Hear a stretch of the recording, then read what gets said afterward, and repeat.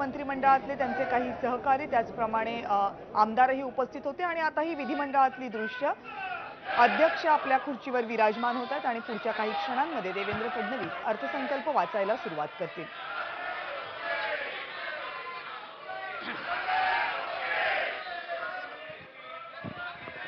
उपमुख्यमंत्री तथा वित्त मंत्री सन 2023-24 चा अर्थसंकल्प सादर करतील।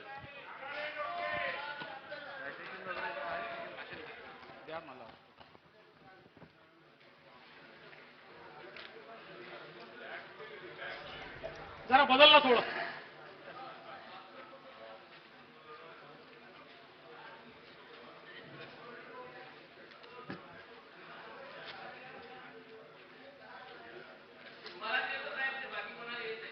शांतरा।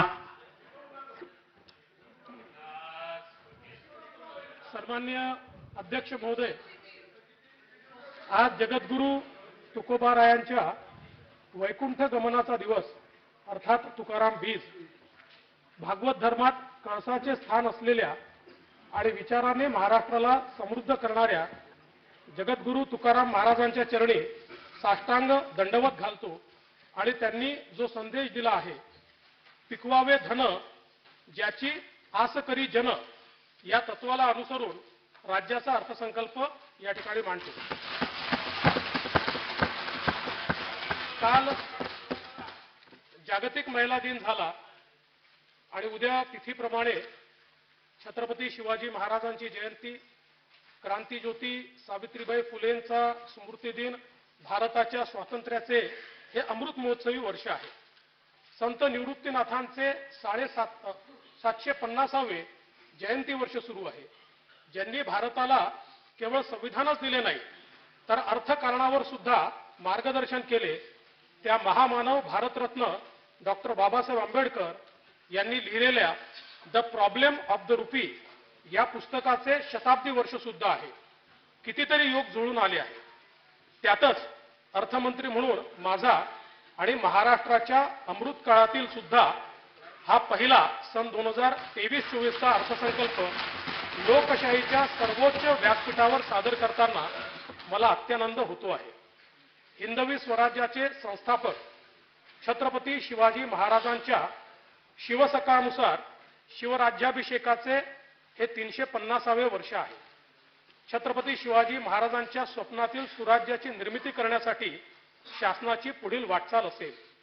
2 ते 9 जून 2023 या कालावधीमध्ये शिवराज्याभिषेक महोत्सव आयोजित करण्यात येणार असून त्याकरता 350 कोटी रुपये एवढा निधी उपलब्ध करून देण्यात येईल। आंबेगाव तालुका हवेली जिल्हा पुणे येथे छत्रपती शिवाजी महाराज संकल्पना उद्यान उभारण्यासाठी 50 कोटी रुपये निधी देण्यात येत आहे। याच धर्तीवर मुंबई, अमरावती, नाशिक, छत्रपती संभाजीनगर आणि नागपूर येथे दृकश्राव्य माध्यम सुविधेसह सार्वजनिक उद्याने विकसित करण्यात येतील। या उद्यानांमध्ये छत्रपती शिवाजी महाराजांची जीवनगाथा प्रदर्शित करण्यात येईल। यासाठी 250 कोटी रुपये निधी देण्यात येईल। छत्रपती शिवाजी महाराजांचे जन्मस्थान किल्ले शिवनेरीवर महाराजांच्या जीवन चरित्रावर संग्रहालय उभारण्यात येईल। शिवकालीन किल्ल्यांच्या संवर्धनाकरता 300 कोटी रुपये निधी उपलब्ध करून देण्यात येईल।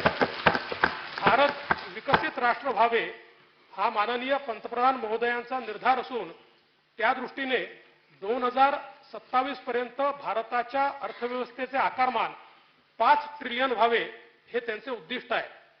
त्यात $1 ट्रिलियन वाटा महाराष्ट्राचा असावा असा आमचा संकल्प आहे। यासाठी आर्थिक सल्लागार परिषदेची स्थापना करून त्यात उद्योग क्षेत्रातील प्रमुख व्यक्तींचा समावेश करण्यात आला आहे। राज्याच्या जलद आणि सर्वसमावेशी विकासासाठी नीती आयोगाच्या धर्तीवर महाराष्ट्र इन्स्टिट्यूशन फॉर ट्रान्सफॉर्मेशन मित्र ही संस्था स्थापन करण्यात आली आहे।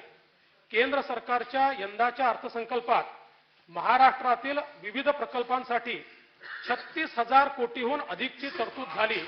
मी माननीय पंतप्रधान नरेंद्र मोदीजी यांचे महाराष्ट्राच्या जनतेच्या वतीने मनपूर्वक आभार मानतो। अमृत काळातील राज्याचा हा पहिला अर्थसंकल्प 5 ध्येयांवर आधारित असून पंचामृत असा आहे। ते पुढील प्रमाणे. पहिले अमृत शाश्वत शेती समृद्ध शेतकरी. दुसरे अमृत महिला, आदिवासी, मागासवर्ग, ओबीसी सह सर्व समाज घटकांचा सर्वसमावेशक विकास. तिसरं अमृत भरीव भांडवली गुंतवणुकीतून पायाभूत सुविधा विकास. चौथे अमृत रोजगार निर्मिती, सक्षम कुशल रोजगारक्षम युवा. पाचवे अमृत पर्यावरण पूरक विकास. मी आता पहिल्या अमृताकडे जातो. शाश्वत शेती समृद्ध शेतकरी. जगद्गुरु तुकाराम महाराज म्हणतात, एका बीजा केला नास मग भोगिले कणीस. एक बीज पेरले की त्यातून असंख्य कणस तयार होतात. आज मात्र हवामान बदल, अवकाळी, अवर्षण अशा असंख्य समस्यांनी अन्नदाता ग्रासला आहे. शाश्वत शेतीसाठी अनेक उपाय होत असले तरी त्याला हक्काच्या मदतीची हमी आवश्यक आहे. कायम शेतकऱ्यांच्या पाठीशी उभे राहण्याचीच आमची भूमिका आहे. यावर्षी अडचणीत असलेल्या कांदा उत्पादक शेतकऱ्यांना आवश्यक ती मदत केली जाईल. अन्नदाता बळीराजाच्या उत्पन्न वाढीसाठी माननीय पंतप्रधानांच्या संकल्पनेतून साकारलेला प्रधानमंत्री कृषी सन्मान निधी योजनेत राज्य शासनाच्या अनुदानाची भर घालणारी नमो शेतकरी महासन्मान निधी ही योजना मी जाहीर करतो.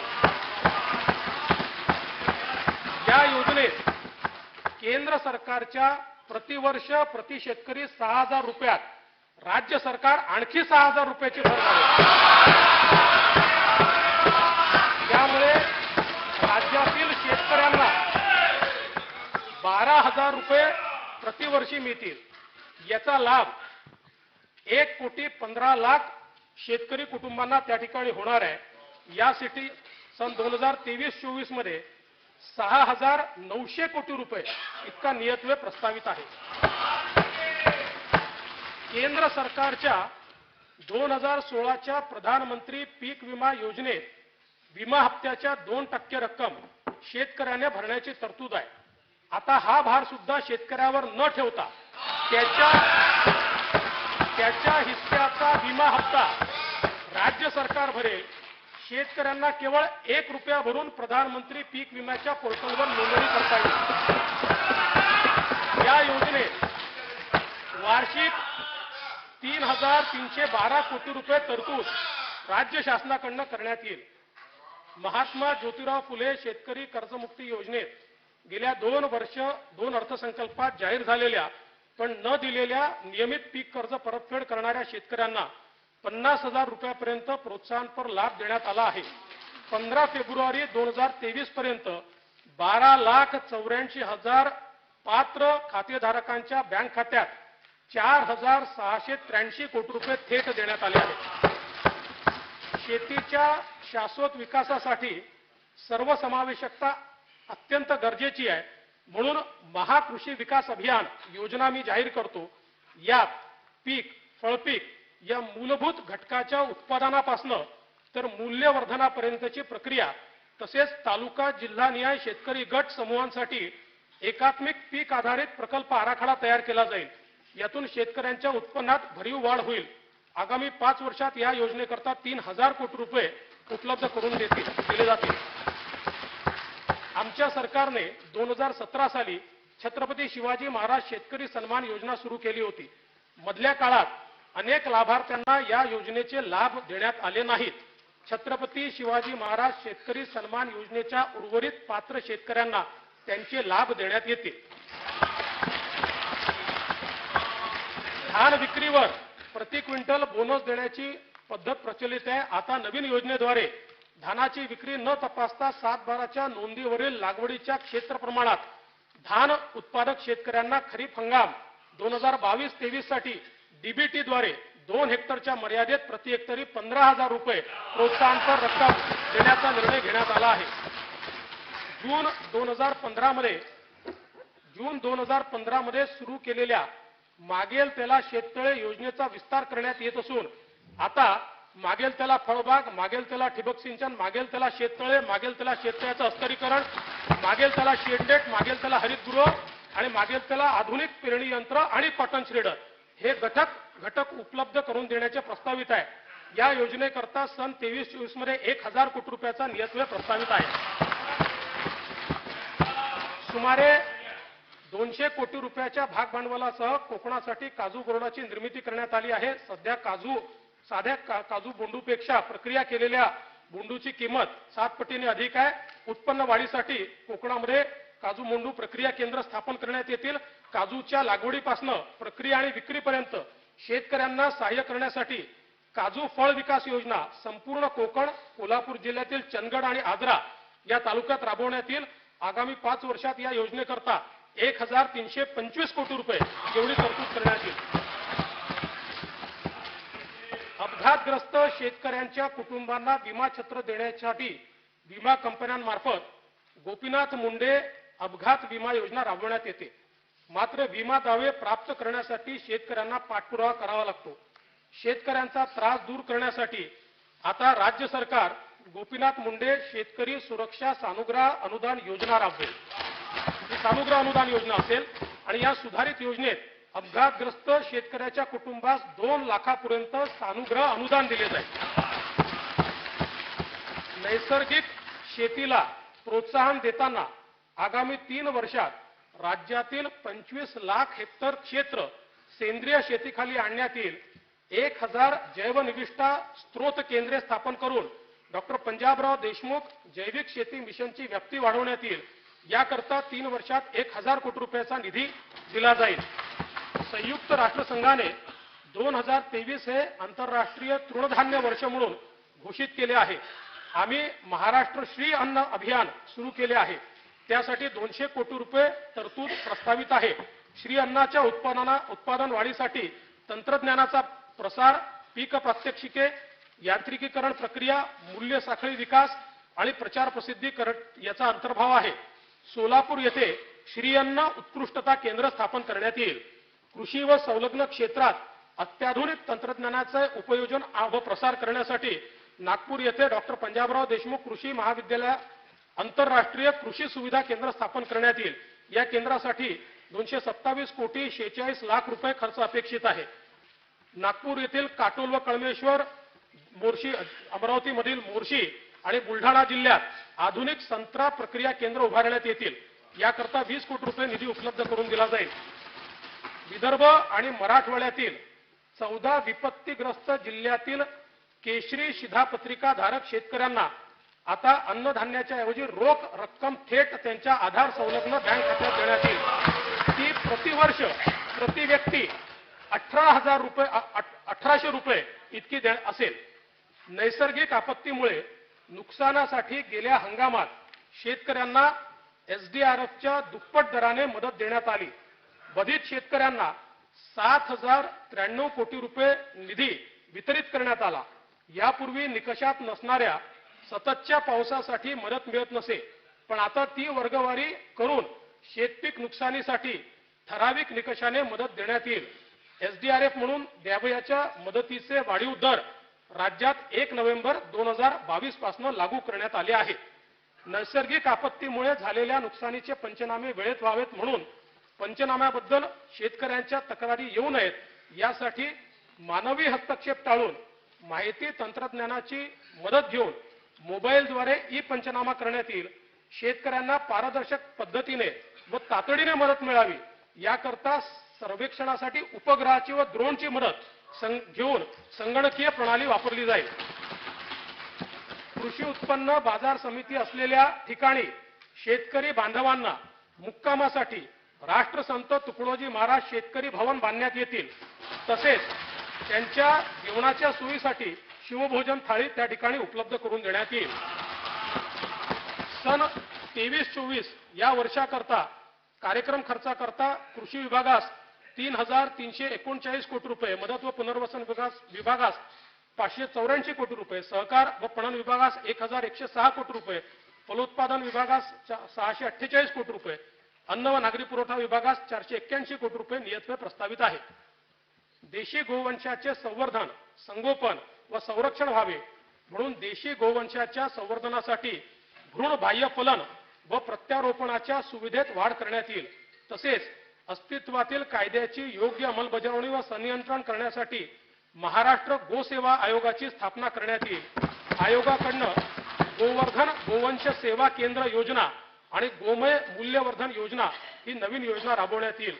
विदर्भ मराठवाड्यातील 11 जिल्ह्यांमध्ये दुग्ध विकास प्रकल्पाचा दुसरा टप्पा राबवण्यासाठी सन 2023-24 मध्ये 160 कोटी रुपयाचा नियतव्यय प्रस्तावित करण्यात आला आहे. अहमदनगर जिल्ह्यात नवीन पशुवैद्यकीय महाविद्यालय स्थापन करण्यात येईल.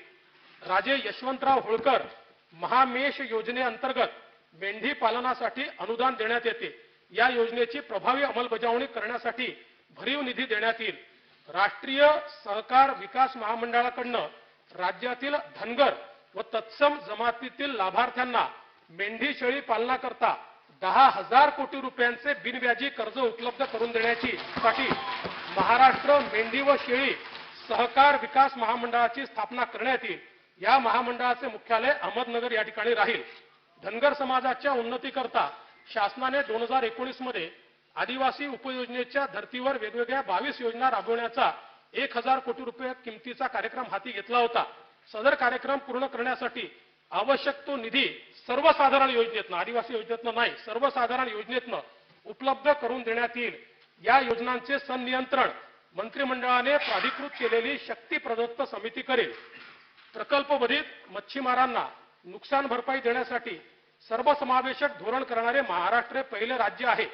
प्रकल्पामुळे विस्थापित तसेच तात्पुरत्या प्रभावित मच्छीमार कुटुंबांच्या कल्याणासाठी प्रकल्पाच्या 2% किंवा कमाल 50 कोटी रुपये रकमेचा मत्स्य विकास कोष स्थापन करण्यात येईल. मच्छीमारांना डिझेल अनुदानासाठी यांत्रिक नौकेच्या कमाल 120 अश्वशक्तीच्या इंजिनाची मर्यादा होती. ही मर्यादा आता शासनाने काढून टाकली असून त्यामुळे 85,000 अधिकच्या मच्छीमार बांधवांना आता या योजनेचा लाभ मिळेल आणि अनुदानाचा वर्षानुवर्ष असलेला अनुशेष यावरची पूर्णता दूर करण्यात येईल आणि त्याकरता 269 कोटी रुपयाची तरतूद ही प्रस्तावित केलेली आहे. केंद्र शासनाच्या मदतीने या वर्षापासून पारंपरिक मासेमारी करणाऱ्या मच्छीमार बांधवांसाठी 5 लाख रुपये विमा छत्राची योजना सुरू करण्यात येईल. सन 2023-24 या वर्षासाठी कार्यक्रम खर्चाकरिता पशुसंवर्धन, दुग्ध व्यवसाय व मत्स्य व्यवसाय विभागास 508 कोटी रुपये नियतव्यय प्रस्तावित आहे. मुख्यमंत्री सौर कृषी वाहिनी योजनेअंतर्गत खासगी पडीक जमीन ऊर्जा कंपन्यांना भाडेपट्ट्याने उपलब्ध करून देताना त्या वर्षाच्या निर्धारित केलेल्या किमतीच्या 6% किंवा प्रतिवर्ष 75,000 रुपये प्रति हेक्टर यापैकी जी रक्कम जास्त असेल त्या दराने वार्षिक भाडेपट्टा शेतकऱ्यांना देण्यात येईल. शेतकऱ्यांना दिवसा वीज पुरवठा होण्यासाठी आगामी 3 वर्षांमध्ये 30% कृषी वीज वाहिन्यांचे सौर ऊर्जीकरण करण्यात येणार असून सुमारे 9.5 लाख शेतकऱ्यांना याचा लाभ होईल. तसेच पंतप्रधान कुसुम योजनेतून पुढील वर्षात 1.5 लाख शेतकऱ्यांना सौर कृषी पंप लावण्यात येतील. प्रलंबित असलेल्या 86,073 कृषी पंप अर्जदारांना वीज जोडण्या तात्काळ देण्यात येतील. उपसा जलसिंचन योजनेतील शेतकऱ्यांना वीज दरात सवलतीची मुदत मार्च 2023 पर्यंत होती. या सवलतीस मार्च 2024 पर्यंत मुदतवाढ देण्यात येईल. विद्युत ट्रान्सफॉर्मर्स नादुरुस्त असल्यामुळे अनेक शेतकरी बांधवांना पाणी असूनही योग्य वेळेत पिकांना संरक्षित सिंचन मिळत नाही. परिणामी उत्पन्नात घट होते. नादुरुस्त ट्रान्सफॉर्मर्स तात्काळ बदलण्यासाठी निरंतर वीज योजना सुरू करण्यात येईल आणि त्यामध्ये ट्रान्सफॉर्मर करता राज्य शासनाच्या वतीने अनुदान दिलं जाईल. उत्तर कोकणातील नार, पार, अंबिका, औरंगा, दमणगंगा, वैतरणा व उल्हास नद्यांच्या उपखोऱ्यातील वाहून जाणारे पाणी हे मुंबई शहर आणि गोदावरी खोऱ्यातील तूट दूर करण्याकरता नदीजोड प्रकल्प राज्य शासनाच्या निधीतून हाती घेण्यात येतील. या प्रकल्पाचा फायदा मराठवाड्यासहित उत्तर महाराष्ट्रातील नाशिक, नगर, जळगाव या जिल्ह्यांना होईल. वैनगंगा खोऱ्यातील पावसाळ्यात वाहून जाणारे पाणी वैनगंगा, नळगंगा, पैनगंगा नदीजोड प्रकल्पातून विदर्भातील नागपूर, वर्धा, अमरावती, यवतमाळ, अकोला, बुलढाणा व वाशिम या जिल्ह्यातील अवर्षण प्रवण क्षेत्रात वळवण्यात येईल. याबाबतच्या सर्व आवश्यक मान्यता देऊन प्रकल्पासाठी विशेष निधीची उभारणी करून लवकरात लवकर ही कामे सुरू करण्यात येतील. तापी खोऱ्यातील नैसर्गिक भूमिगत विस्तीर्ण पाणीसाठ्याची पातळी दिवसेंदिवस खाली चालली आहे. पश्चिम विदर्भ आणि उत्तर महाराष्ट्राच्या सिंचनाच्या दृष्टीने महत्त्वपूर्ण असलेला तापी महापुनर्भरण प्रकल्पाच्या मंजुरीसाठी केंद्र सरकारकडे पाठपुरावा करण्यात येईल. धाराशिव व बीड जिल्ह्यातील 133 गावांना कृष्णा मराठवाडा सिंचन प्रकल्पाचा लाभ होणार आहे. या प्रकल्पासाठी 11,626 कोटी रुपयांची सुधारित प्रशासकीय मान्यता देण्यात आली आहे. राज्यातील प्रगतीपथावरील 268 सिंचन प्रकल्पापैकी सन 23-24 मध्ये 39 प्रकल्प पूर्ण करण्याचे नियोजन आहे. आमच्या शासनाने मागील 6 महिन्यात 27 प्रकल्पांना सुधारित प्रशासकीय मान्यता दिली आहे. प्रधानमंत्री कृषी सिंचन योजनेतील मंजूर 27 प्रकल्पांपैकी 9 प्रकल्प आता पूर्ण झाले असून सन 23-24 मध्ये 6 प्रकल्प पूर्ण करण्यात येतील. बळीराजा जलसंजीवनी योजनेतील मंजूर 91 प्रकल्पांपैकी 23-24 मध्ये 24 प्रकल्प पूर्ण करण्यात येतील. गोसीखुर्द राष्ट्रीय प्रकल्पास सन 23-24 मध्ये 1,500 कोटी रुपये निधी उपलब्ध करून देण्यात येईल. हा प्रकल्प जून 2024 पर्यंत पूर्ण करण्याचे नियोजित केले आहे. कोकणामध्ये सिंचनाच्या सोयी सुविधा निर्माण करण्याकरता एक विशेष कृती कार्यक्रम हाती घेण्यात येईल. तसेच खारभूमी बंधाऱ्यांच्या कामांना गती दिली जाईल. सन 2023-24 या वर्षासाठी कार्यक्रम खर्चाकरता जलसंपदा लाभक्षेत्र विकास व खारभूमी विकास विभागास 15,066 कोटी रुपये नियतव्यय प्रस्तावित आहे. मराठवाड्याच्या दुष्काळ मुक्तीसाठी सिंचन पिण्याच्या पाण्याच्या सततच्या समस्येवर मात करण्यासाठी छत्रपती संभाजीनगर जिल्ह्यात गंगापूर, वैजापूर व पैठण तालुक्यात जायकवाडी धरणातनं बीड व लातूर जिल्ह्याकरता जायकवाडी, माजलगाव, ऊर्ध्व मनार या धरणातनं, धाराशिव जिल्ह्यासाठी उजनी, सीना, कोळेगाव, निम्न तेरणा धरणातनं प्रथम, द्वितीय व तृतीय वॉटर ग्रीड निर्माण करण्याची कारवाई सुरू आहे. हर घर जल योजनेअंतर्गत मराठवाडा वॉटर ग्रीडचा प्रस्ताव केंद्र शासनाच्या मान्यतेकरता पाठवण्यात आला आहे. जलजीवन मिशन अंतर्गत 2023-24 मध्ये 17,72,000 कुटुंबांना नळ जोडणी देण्याचे प्रस्तावित असून सुमारे 20,000 कोटी रुपये नियतव्यय याकरता प्रस्तावित आहे. राज्यातील सर्व शहरे जलशाश्वत करण्यासाठी सुवर्ण जयंती नगरोत्थान महाअभियानातून पाणी पुरवठा प्रकल्प हाती घेण्यात येतील. स्वच्छ महाराष्ट्र अभियानातून 1,656 MLD क्षमतेचे मलनिस्सारण प्रकल्प, 10,000 किलोमीटर मलजल वाहिनी, 4,55,00,000 मेट्रिक टन साठलेल्या कचऱ्यावर प्रक्रिया करण्याचे प्रकल्प हाती घेण्यात येतील.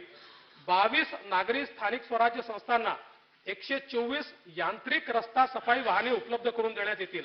ग्रामीण भागातील घनकचरा व सांडपाणी व्यवस्थापनाअंतर्गत 15,146 गावांमधील कामे पूर्ण करण्यात येतील. सन 23-24 मध्ये या वर्षासाठी कार्यक्रम खर्चासाठी पाणी पुरवठा व स्वच्छता विभागास 3,545 कोटी रुपये इतका नियतव्यय प्रस्तावित केला आहे. यावर्षी अल निनोच्या परिणामामुळे मान्सूनचा पाऊस सरासरीपेक्षा कमी होण्याची शक्यता वर्तवली जात आहे. त्यामुळे पावसाचा प्रत्येक थेंबातून जलसंवर्धन आवश्यक आहे.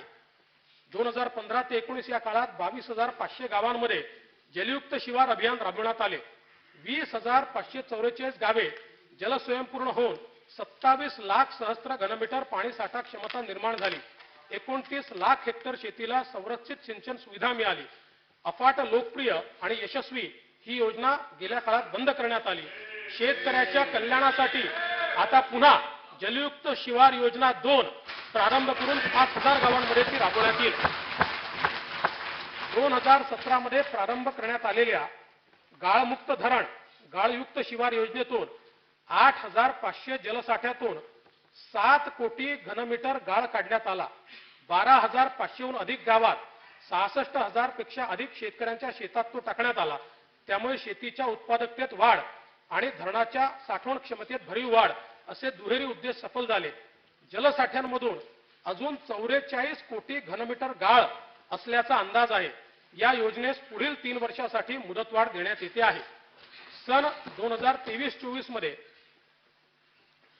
कार्यक्रम खर्चाकरता मृदू व जलसंधारण विभागास 3,886 कोटी रुपये इतका निधी प्रस्तावित आहे. प्रथम अमृत शाश्वत शेती समृद्ध शेतकरी या कार्यक्रम खर्चाकरता एकूण 29,163 कोटी रुपयाची तरतूद उपलब्ध करून देण्यात येत आहे. आता मी पंचामृतापैकी द्वितीय अमृतकडे वळतो. द्वितीय अमृत महिला, आदिवासी, मागासवर्ग, ओबीसी या सर्व समाज घटकांचा सर्वसमावेशक विकास.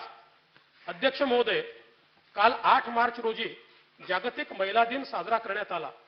राष्ट्राची प्रगती ही महिला सक्षमीकरणाच्या आधारे ठरवली जाते. त्यासाठी आम्ही चौथे सर्वसमावेशक महिला धोरण घोषित करणार आहोत. जगद्गुरू तुकाराम महाराज म्हणतात, लाडकी लेक मी संताची, मजवरी कृपा बहुतांची. मुलींच्या सक्षमीकरणाकरता लेक लाडकी ही नवीन योजना सुरू करण्यात येईल. पिवळ्या व केशरी रेशन कार्ड धारक कुटुंबातील मुलीच्या जन्मानंतर 5,000 रुपये, इयत्ता चौथीत 4,000 रुपये, 6वीत 6,000 रुपये, 11वीत 8,000 रुपये अनुदान दिले जाईल. लाभार्थी मुलीचे वय 18 पूर्ण झाल्यानंतर तिला 75,000 रुपये रोख त्या ठिकाणी देण्यात येतील.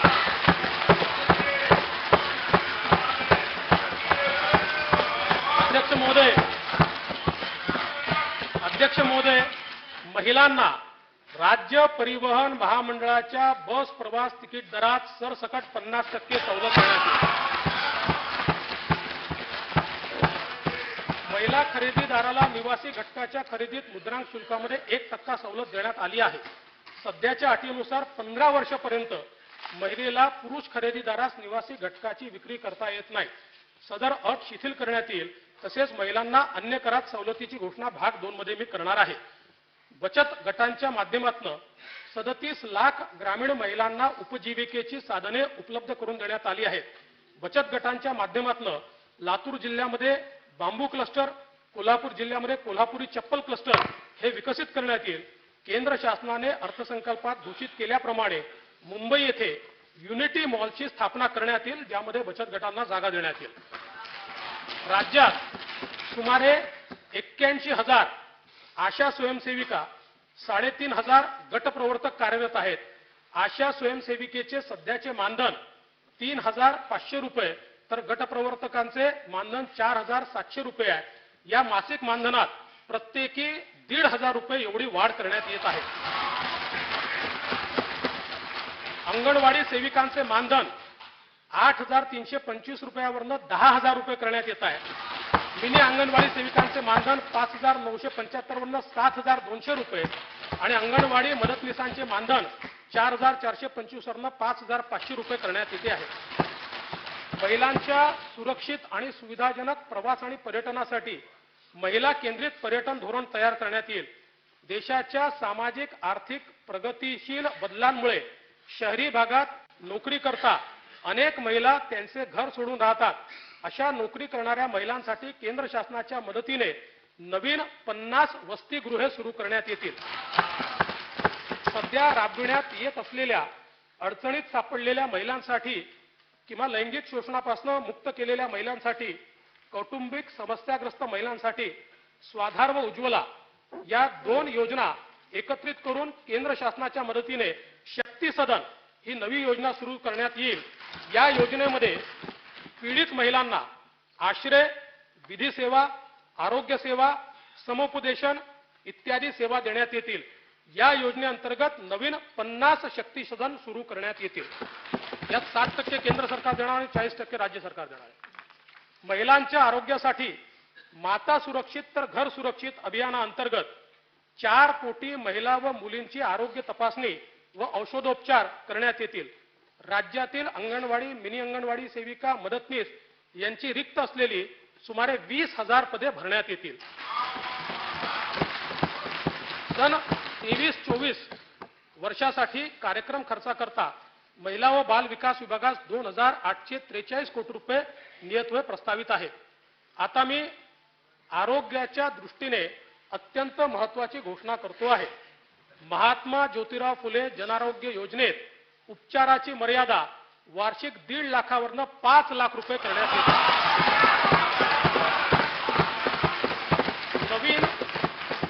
नवीन 200 रुग्णालयाचा या योजनेत समावेश करण्यात येईल. तसेच मूत्रपिंड प्रत्यारोपण शस्त्रक्रियांच्या दरात 2.5 लाख रुपयावरून 4 लाख रुपये इतकी वाढ करण्यात येईल.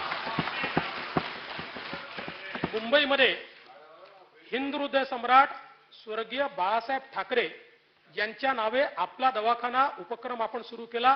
त्याला प्रचंड प्रतिसाद लाभला.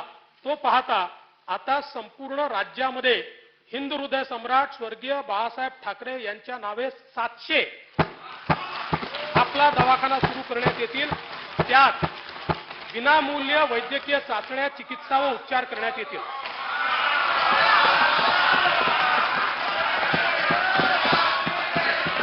सन 2023-24 या वर्षासाठी कार्यक्रम खर्चाकरिता सार्वजनिक आरोग्य विभागास 3,501 कोटी रुपये नियतव्यय प्रस्तावित आहे. आमचे सरकार कायम अंत्योदयाचा विचार करणारे आहे. त्यामुळे संजय गांधी निराधार अनुदान योजना आणि श्रावणबाळ सेवा राज्य निवृत्ती योजनेतील पात्र लाभार्थ्यांच्या अर्थसहाय्यात 1,000 वरून 1,500 रुपये इतकी वाढ करण्यात येत आहे. यासाठी 2,400 कोटी रुपयाचा अतिरिक्त तरतूद करण्यात येईल. हे मानधन प्रतिमाह पहिल्याच आठवड्यात नियमितपणे प्रदान करण्यात येईल.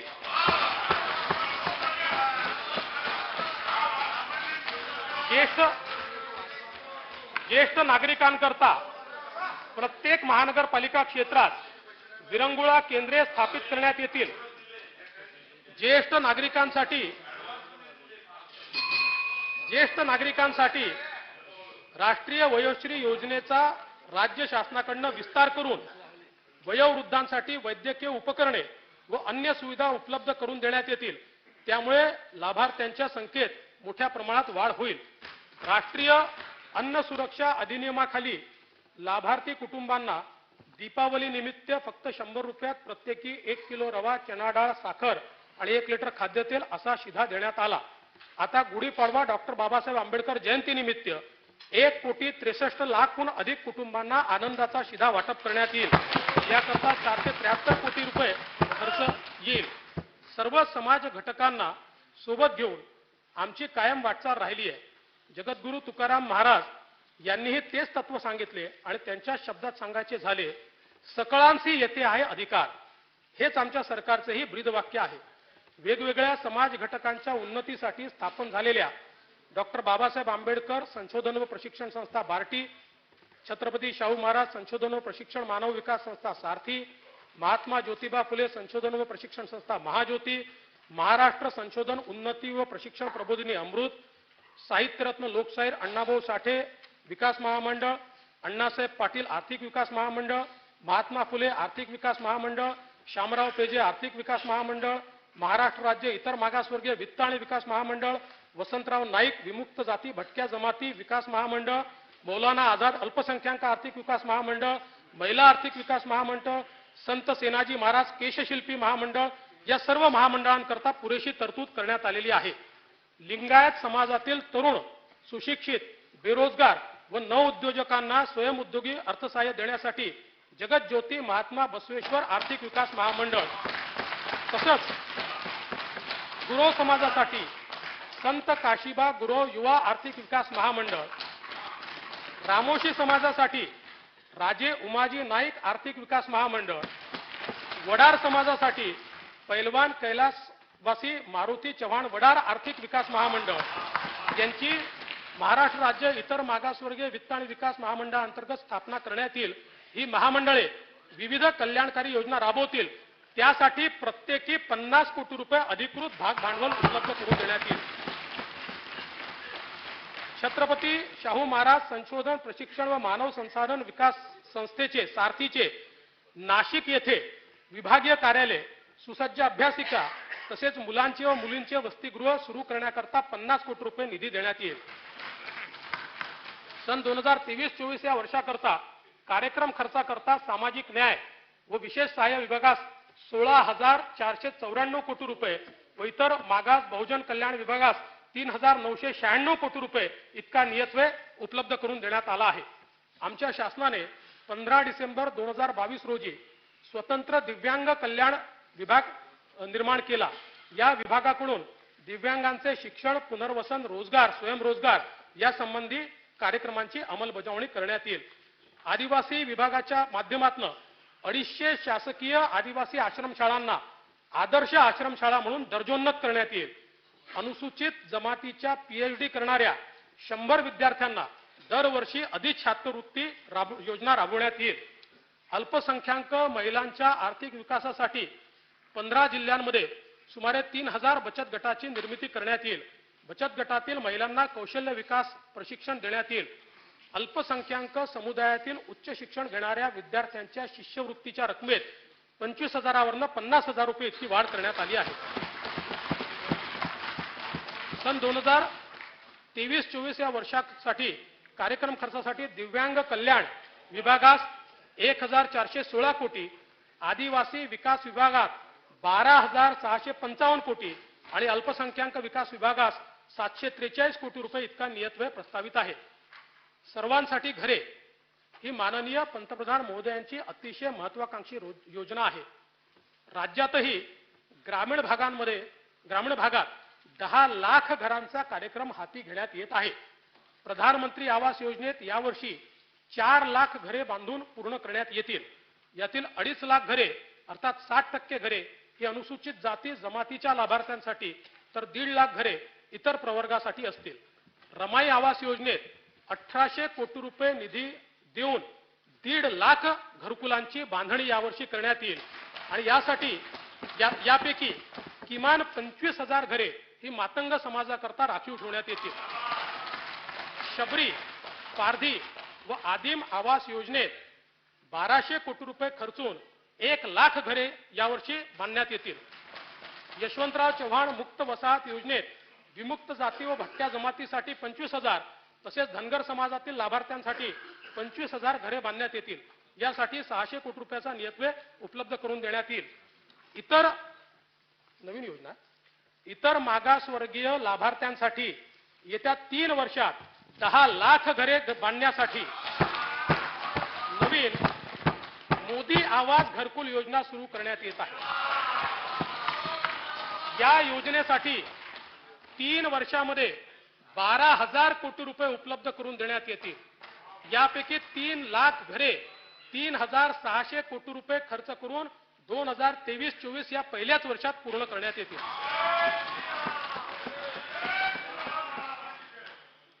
असंघटित क्षेत्रातील 3 कोटीहून अधिक कामगारांना सामाजिक सुरक्षा व कल्याणकारी योजनांचा लाभ देण्यासाठी महाराष्ट्र राज्य असंघटित कामगार कल्याण मंडळ स्थापन करण्यात येईल. राज्यातील ऑटो रिक्षा, टॅक्सी चालक व मालकांसाठी कल्याणकारी योजना राबवण्याकरता महाराष्ट्र राज्य ऑटो रिक्षा टॅक्सी चालक मालक कल्याणकारी महामंडळ स्थापन करण्यात येईल. माती कारिगिरीला आधुनिक तंत्रज्ञानाची जोड देऊन रोजगार निर्मितीस चालना देण्याकरता आमच्या शासनाने सन 2018 मध्ये संत शिरोमणी गोरोबा काका महाराष्ट्र मातीकला मंडळाची स्थापना केली होती. याकरता सन 23-24 मध्ये 25 कोटी रुपये नियतव्यय प्रस्तावित आहे. सन 23-24 या वर्षाकरता कार्यक्रम खर्चाकरता गृहनिर्माण विभागास 1,232 कोटी आणि कामगार विभागास 156 कोटी इतका नियतव्यय प्रस्तावित आहे. द्वितीय अमृत महिला, आदिवासी, मागासवर्ग, ओबीसी सह सर्व समाज घटकांच्या सर्वसमावेशक विकास या कार्यक्रम खर्चाकरता एकूण 43,036 कोटी रुपयाची तरतूद उपलब्ध करून देण्यात येत आहे. आता मी पंचामृतापैकी तृतीय अमृताकडे वळतो. तृतीय अमृत भरीव भांडवली गुंतवणुकीतून पायाभूत सुविधा विकास. जेव्हा देश $5 ट्रिलियन अर्थव्यवस्थेकडे झेप घेतोय तेव्हा महाराष्ट्राने सुद्धा त्यात $1 ट्रिलियन अर्थव्यवस्थेचा वाटा उचलण्याचे ठरवले आहे. सन 2028-29 पर्यंत स्थूल देशांतर्गत उत्पन्नात 14.2%वरून 20% इतकी झेप घेण्यासाठी पायाभूत सुविधा निर्मितीवर आमचा भर आहे. यातून राज्याचा समग्र विकास साध्य होणार आहे. हिंदू हृदय सम्राट बाळासाहेब ठाकरे महाराष्ट्र समृद्धी महामार्गात 88% पूर्ण झाले आहे. यातील नागपूर ते शिर्डी या पहिल्या टप्प्याचे लोकार्पण माननीय पंतप्रधानांच्या हस्ते डिसेंबर 22 मध्ये झाले आहे. फेब्रुवारी 2023 पर्यंत 10 लाख वाहनांनी या मार्गाचा वापर केला आहे. आता या महामार्गाचा विस्तार करून सिंदखेड राजा नोड पासून शेगाव पर्यंत चौपदरी महामार्ग बांधण्यात येईल. वर्धा जिल्ह्यातील पवनार ते सिंधुदुर्ग जिल्ह्यातील पात्रादेवी असा नागपूर गोवा शीघ्र संचार द्रुतगती महामार्ग अर्थात महाराष्ट्र शक्तीपीठ महामार्गाचा तांत्रिक आणि वित्तीय सुसहाय्यता अहवाल तयार होतो आहे.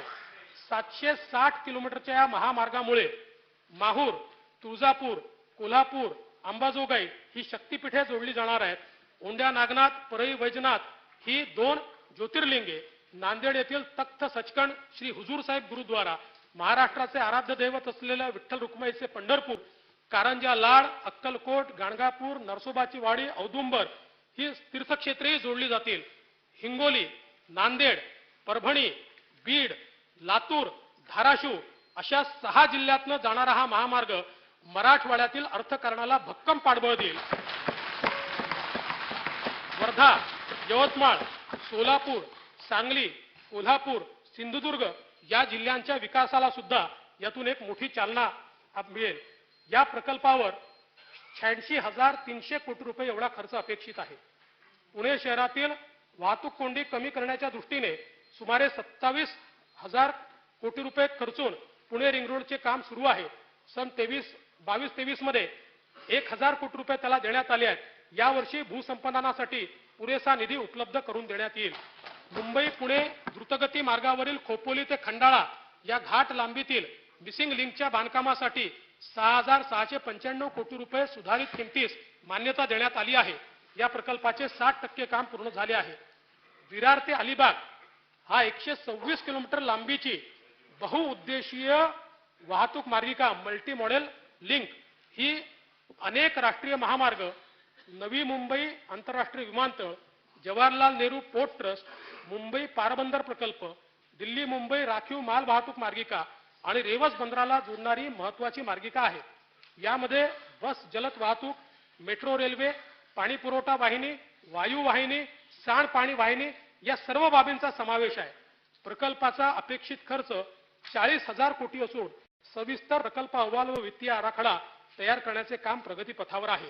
रायगड जिल्ह्यातील रेवस ते सिंधुदुर्ग जिल्ह्यातील रेडी या सागरी महामार्गाचे काम सुरू असून या प्रकल्पाचा एकूण खर्च 9,573 कोटी रुपये आहे. एशियाई विकास बँक प्रकल्प टप्पा 2 मध्ये सुमारे 4,000 कोटी रुपयातून 468 किलोमीटर लांबीची कामे, हायब्रिड एन्युटी भाग 2 अंतर्गत 90,000 कोटी रुपयातून 7,500 किलोमीटरच्या रस्ते विकासाची कामे हाती घेतली जातील. सन 2023-24 या वर्षात रस्ते आणि पूल यासाठी 14,225 कोटी रुपयाचा नियतव्यय प्रस्तावित असून यातून सुमारे 10,125 किलोमीटर लांबीचे रस्ते सुधारणा व 1,203 पूल व मोऱ्यांची कामे पूर्ण केली जातील.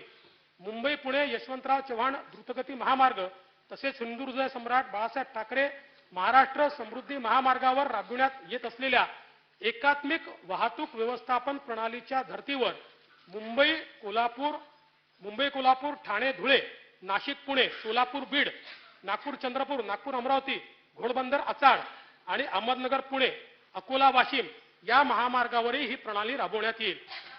सन 2023-24 या आर्थिक वर्षात इतर जिल्हा मार्ग व ग्रामीण मार्ग या रस्त्यांची 3,000 कोटी रुपये किमतीची 4,500 किलोमीटरच्या लांबीची रस्ते सुधारण्याची कामे सार्वजनिक बांधकाम विभागाकडून हाती घेण्यात येत आहेत. प्रधानमंत्री ग्राम सडक योजनेचा टप्पा 3 अंतर्गत महाराष्ट्र राज्यासाठी सुमारे 6,500 किलोमीटर लांबीचे उद्दिष्ट देण्यात आले आहे. यापैकी 5,500 किलोमीटर लांबीच्या रस्त्यांची कामे प्रगतीपथावर आहेत. मुख्यमंत्री ग्राम सडक योजनेत रस्ते टिकाऊ व्हावे यासाठी रस्ते बांधताना सिमेंट कॉन्क्रीट तसेच नवीन तंत्रज्ञानाचा वापर केला जाईल.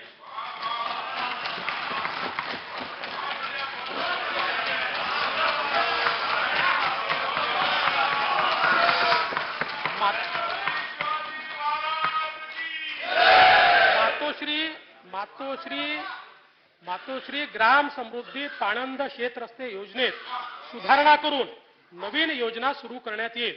महाराष्ट्र राज्य पायाभूत सुविधा विकास महामंडळाची स्थापना करून विशेष मोहिमेद्वारे दवाखाने, प्राथमिक आरोग्य केंद्रे, शाळा, अंगणवाड्यांची बांधकामे प्राधान्याने करण्यात येतील.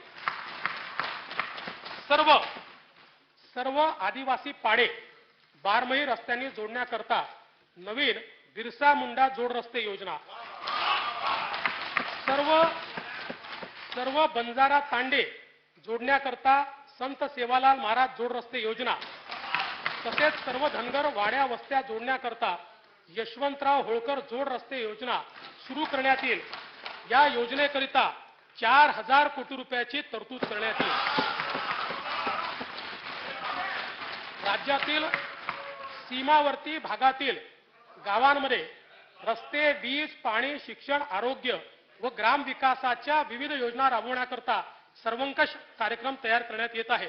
सन 2023-24 या वर्षासाठी कार्यक्रम खर्चाकरता सार्वजनिक बांधकाम विभागास 19,491 कोटी रुपये, ग्राम विकास व पंचायती राज विभागास 8,490 कोटी रुपये व नियोजन व रोजगार हमी विभागास 10,297 कोटी रुपये इतका नियतव्यय प्रस्तावित आहे।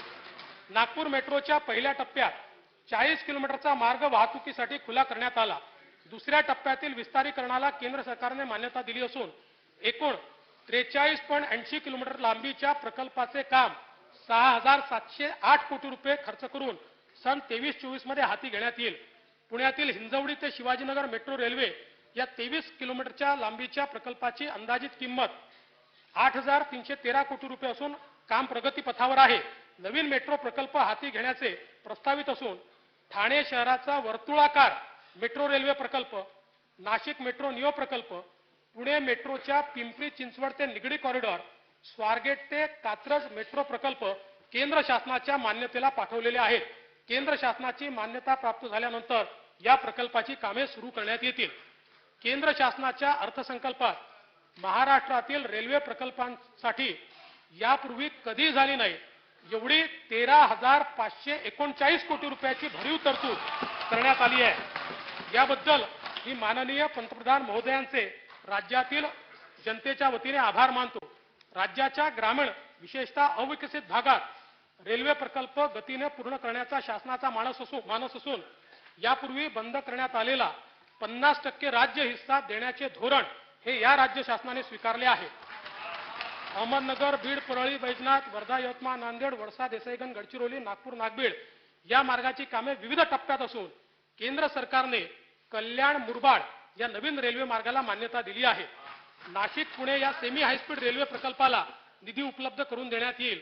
सोलापूर, तुळजापूर, धाराशिव या 84 किलोमीटर नवीन ब्रॉडगेज मार्गासाठी राज्य हिस्सा म्हणून 452 कोटी रुपये देण्यात येतील। त्याचप्रमाणे नांदेड, बिदर, फलटण, पंढरपूर आणि खामगाव, जालना तसेच वरोरा, चिमूर, कांपा या 4 नवीन रेल्वे प्रकल्पांसाठी सुद्धा 50% राज्य हिस्सा प्रदान केला जाईल।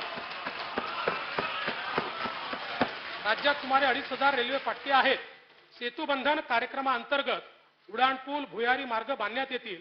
सध्या 100 कामे होत असून 2023 पर्यंत 25 उड्डाणपूल सुरू होतील। 23-24 मध्ये आणखी 25 उड्डाणपूल सुरू करण्यात येतील। महाराष्ट्र राज्य मार्ग परिवहन महामंडळाच्या 100 बसस्थानकांच्या आधुनिकीकरण, दर्जावाढ आणि पुनर्बांधणी करता सुमारे 400 कोटी रुपये रकमेची कामे हाती घेण्यात येतील। शिर्डी विमानतळ येथे 527 कोटी रुपये खर्चून नवीन प्रवासी टर्मिनल उभारण्यात येईल। छत्रपती संभाजीनगर विमानतळाच्या भूसंपादनासाठी 734 कोटी रुपये निधी देण्यात येईल। नागपूर आंतरराष्ट्रीय विमानतळाचा विस्तार तसेच पुणे येथील पुरंदर येथील नवीन आंतरराष्ट्रीय विमानतळाचे नियोजन सुरू आहे। नागपुरातील मिहान प्रकल्पासाठी 100 कोटी रुपये निधी देण्यात येईल। अमरावतीतील बेलोरा आणि अकोल्यातील शिवणी येथे विमानतळाच्या विकासाची कामे हाती घेण्यात येत आहेत। आमचे आदर्श महामानव भारतरत्न डॉक्टर बाबासाहेब आंबेडकर यांच्या दादर मुंबई येथील स्मारकाचे काम एप्रिल 2025 पर्यंत पूर्ण करण्यात येईल। या कामासाठी 349 कोटी रुपये निधी शासनाने उपलब्ध करून दिला असून उर्वरित 741 कोटी रुपये निधी उपलब्ध करून देण्यात येईल। शिवाजी पार्क दादर येथील हिंदू हृदय सम्राट बाळासाहेब ठाकरे यांच्या स्मारकाच्या पहिल्या टप्प्याचे काम मे 2023 अखेर पूर्णत्वास जाईल। यासाठी राज्य शासनाकडून 351 कोटी रुपये उपलब्ध करून देण्यात येतील।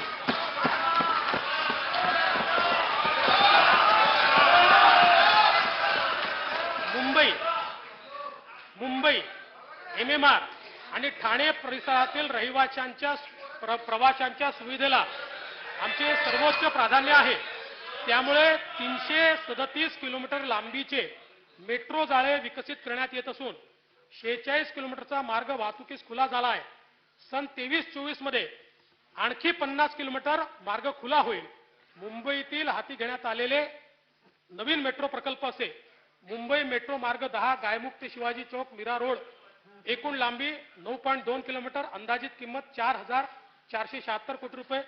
मुंबई मेट्रो मार्ग 11 वडाळा ते छत्रपती शिवाजी महाराज टर्मिनस, एकूण लांबी 12.77 किलोमीटर, अंदाजित किंमत 8,739 कोटी रुपये.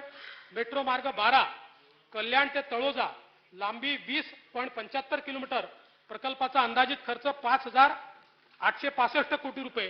हे प्रकल्प लवकरच पूर्ण करण्यात येतील. मुंबईच्या सुशोभीकरणाकरता 1,729 कोटी रुपयाचे अंदाजित खर्चाची नागरी सेवा सुविधा सुधारण्याची 820 कामे हाती घेतली आहेत. 121 कामे पूर्ण झाली असून उर्वरित कामे प्रगतीपथावर आहेत.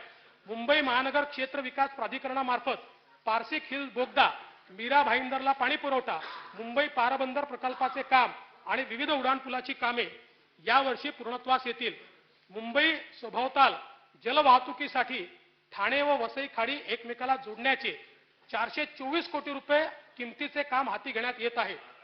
गेटवे ऑफ इंडिया जवळ रेडिओ क्लब नजीक प्रवासी जलवाहतुकीसाठी जेटी आणि संबंधित सुविधा उभारण्याकरता 162 कोटी 20 लाख रुपये किमतीच्या प्रकल्पास मान्यता देण्यात आली आहे. त्यामुळे दक्षिण मुंबईहून कल्याण, डोंबिवली, ठाणे, वसई खाडी, नवी मुंबई अशी जलमार्गाने प्रवासी वाहतूक शक्य होणार आहे. सन 2023-24 या वर्षाकरता कार्यक्रम खर्चासाठी नगर विकास विभागास 9,725 कोटी रुपये, परिवहन व बंदरे विभागास 3,746 कोटी आणि सामान्य प्रशासन विभागास 1,310 कोटी रुपये इतका नियतव्यय प्रस्तावित आहे. तृतीय अमृत भरीव भांडवली गुंतवणुकीतून पायाभूत सुविधा विकास यासाठी कार्यक्रम खर्चाकरता एकूण 53,058 कोटी रुपये 55 लाख रुपयांची तरतूद करण्यात आली आहे.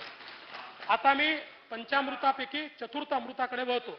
चतुर्थ अमृत रोजगार निर्मिती, सक्षम कुशल रोजगारक्षम युवा. महाराष्ट्राचे नवीन लॉजिस्टिक धोरण तयार करण्यात येत आहे. भारताचे मध्यवर्ती केंद्र असलेल्या दळणवळणाच्या दृष्टीने संपूर्ण भारतातील वाहतुकीचे मध्यवर्ती ठिकाण असणाऱ्या नागपूर येथे 1,000 एकर जमिनीवर लॉजिस्टिक हब तयार करण्याचा शासनाचा मानस आहे. केंद्र शासनाच्या रिड्यूस, रियूज, रिसायकल या तत्वावर आधारित सर्क्युलर इकॉनॉमी पॉलिसीला अपेक्षित उद्योग उभे राहावेत याकरता विशिष्ट क्षेत्र तयार करून राज्यात मुंबई महानगर प्रदेश, नागपूर, पुणे, छत्रपती संभाजीनगर, नाशिक आणि रत्नागिरी या 6 ठिकाणी सर्क्युलर इकॉनॉमी पार्क उभारण्याचा शासनाचा मानस आहे. वस्त्रोद्योग व खनिकर्म क्षेत्राला चालना देण्याकरता सन 2023-24 मध्ये शासन नवीन धोरण जाहीर करेल. औद्योगिक क्षेत्रातील गुंतवणुकीसाठी स्थानिक पातळीवर तसेच डावोस येथे 1,50,000 कोटी रुपयांपेक्षा अधिक रकमेचे गुंतवणुकीचे सामंजस्य करार केले आहेत. सन 23-24 या आर्थिक वर्षात 1,00,000 कोटी रुपयांपेक्षा जास्त थेट परकीय गुंतवणूक प्राप्त होईल, ज्यातून मोठ्या प्रमाणात रोजगार निर्मिती होईल. स्टार्टअप सुरू करण्याकरता आवश्यक प्रशिक्षणासाठी कळंबोली, नवी मुंबई येथे निवासी प्रशिक्षण व संशोधन संस्था उभारण्याचा शासनाचा मानस आहे. राज्य शासनाकडून जेम्स अँड ज्वेलरी संदर्भात नवीन धोरण तयार करण्यात येत आहे. नवी मुंबई येथे भव्य जेम्स अँड ज्वेलरी पार्क उभारण्यात येत आहे. प्रयोगशाळेत तयार होणारे हिरे, रत्ने व आभूषणाच्या उद्योगांना विशेष प्रोत्साहन देण्यात येईल. महाराष्ट्र राज्य खादी व ग्रामोद्योग मंडळाने मधाचे गाव ही नाविन्यपूर्ण संकल्पना विकसित केली आहे. मांघर तालुका महाबळेश्वर हे गाव मधाचे गाव म्हणून प्रसिद्ध झाले आहे.